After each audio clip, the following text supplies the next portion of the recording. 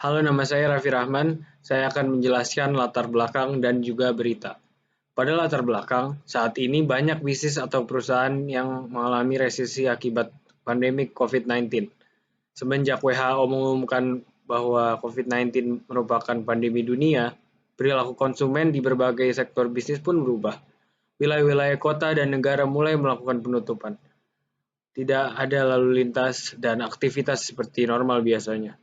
Oleh karena itu, krisis moneter dan akan berdampak pada krisis ekonomi secara bersamaan.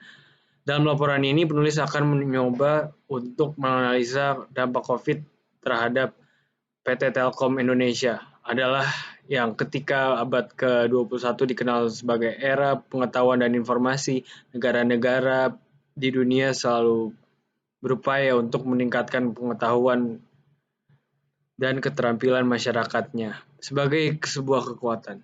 Pengetahuan menjadi aset yang bermanfaat dalam menghadapi persaingan global dalam berbagai bidang. Perkembangan inilah yang memicu organisasi-organisasi yang baik komersial maupun non-komersial seperti pendidikan menyadari pentingnya peran pengetahuan dalam peningkatan kualitas. Itu yang menyebabkan kita meneliti PT Telkom.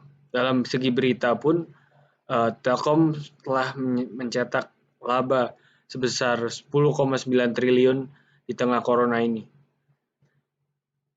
Telkom bisa mencetak laba sebesar 10,9 triliun akibat pengetahuan yang luas oleh Telkom serta teknologi yang mampu untuk menyebarkan network pada negeri kita ini Indonesia.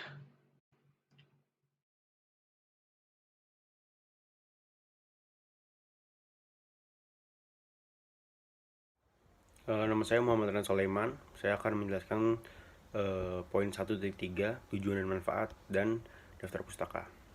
Tujuan kelompok kami membuat proposal ini agar dapat mempelajari ilmu praktek knowledge management dari perusahaan Telkom.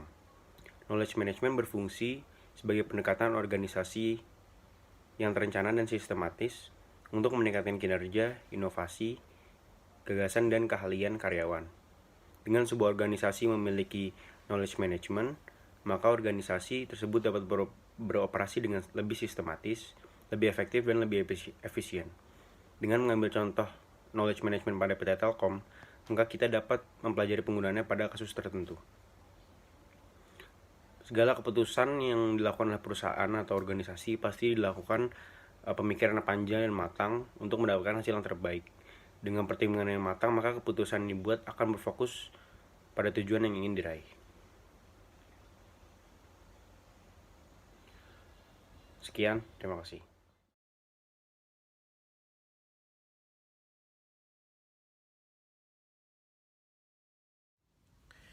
Penerapan knowledge management tersebut dimaksudkan untuk meningkatkan kemampuan organisasi dalam mengelola aset intelektualnya berupa pengetahuan dan pengalaman yang ada.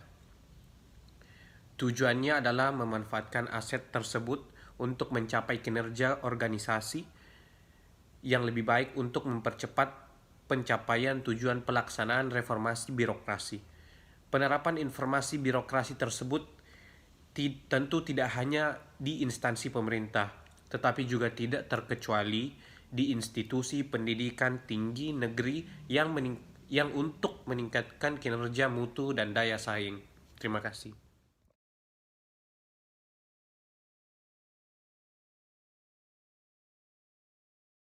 Saya Muhammad Fikran Sution akan menjelaskan tentang bagian tacit knowledge management dan implicit knowledge management dari PT Telkom. Yang pertama, tacit knowledge management, satu, pengembangan human resource, yaitu ada pengembangan karakter yang didasarkan pada budaya perusahaan The Telkom Way yang berlandaskan pada filosofi to be the best. Terus ada pengembangan kompetens yang berstandar global, pengembangan chiefship atau leadership yang didasarkan pada Telkom Leadership Architecture. Ada juga strategi pengembangan kompetensi Telkom, yaitu lateral strategi, empower strategi, accelerate strategi, dan DNA strategi. Terus ada consumer care. dan ada program magang, yaitu PT Telkom membuka kesempatan program magang dengan nama Great People Internship Program untuk para mahasiswa agar mendapat pengalaman di dunia kerja. Setelah itu ada Implicit Knowledge Management, yaitu satu SOP perusahaan. Satu manajer finance service yang bertugas untuk menyajikan program kerja unit sebagai arah pencapaian kinerja pengelolaan finance. 2. Ada Office One Budget Operation yang bertugas untuk memastikan pencapaian sasaran kinerja individu yang selaras dengan pekerjaan dengan menyusun dan mengumpulkan informasi. 3. Office One Cash Bank bertugas untuk memastikan pencapaian sasaran kinerja individu yang selaras dengan pekerjaan dan menata prioritas kegiatan dan melaksanakan program secara periodik. Keempat, ada Office 2 Finance Service dan Office 3 Finance Service. Setelah itu ada Job Description.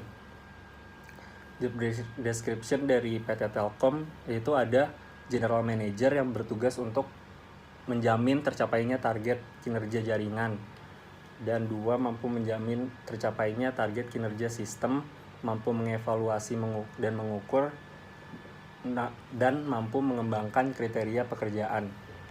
2, ada manajer akses area Medan yang bertugas untuk monitoring anggaran operasional akses di Medan, monitoring kelancaran operasional di lapangan. 3, manajer operation yang bertugas untuk merencanakan sasaran dan ruang lingkup proyek, mengevaluasi kinerja sistem, CPI, dan memberikan solusi. 4, ada manajer outsourcing, mengevaluasi kinerja sistem Cooper, menganalisa dampak penerapan peraturan dan kebijakan yang berlaku, menganalisa pelaksanaan, dan mengidentifikasi partnership management. 5, manajer optimalisasi. Terus ada manajer gudang. Selanjutnya ada informasi perusahaan, yaitu untuk mencari informasi yang berkaitan dengan PT Telkom, yaitu dapat melalui website yang telah dilengkapi dengan banyak menu. Terus selanjutnya ada informasi produk, lalu ada konten media sosial. Terima kasih.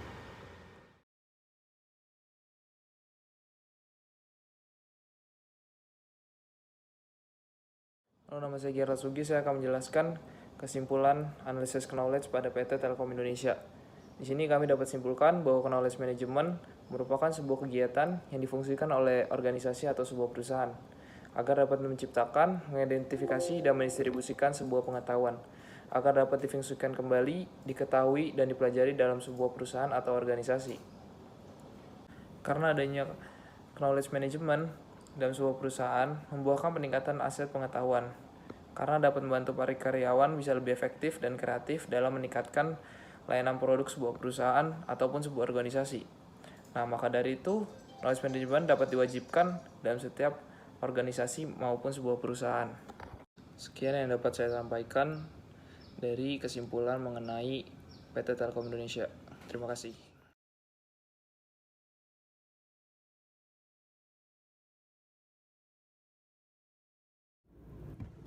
Halo, nama saya Irfansyah. Saya akan menjelaskan saran dari Knowledge Management PT Telkom Indonesia. Penerapan Knowledge Management pada PT Telkom Indonesia tetap perlu dipertahankan dan terus ditingkatkan melalui berbagai aspek, seperti inovasi untuk meningkatkan kesuksesan. Pengetahuan seiring perkembangan perusahaan, kebutuhan perusahaan akan terus berubah, maka knowledge management ini perlu ditambahkan atau didukung dengan fasilitas yang lainnya agar dapat memenuhi kebutuhan perusahaan untuk kedepannya. Terima kasih.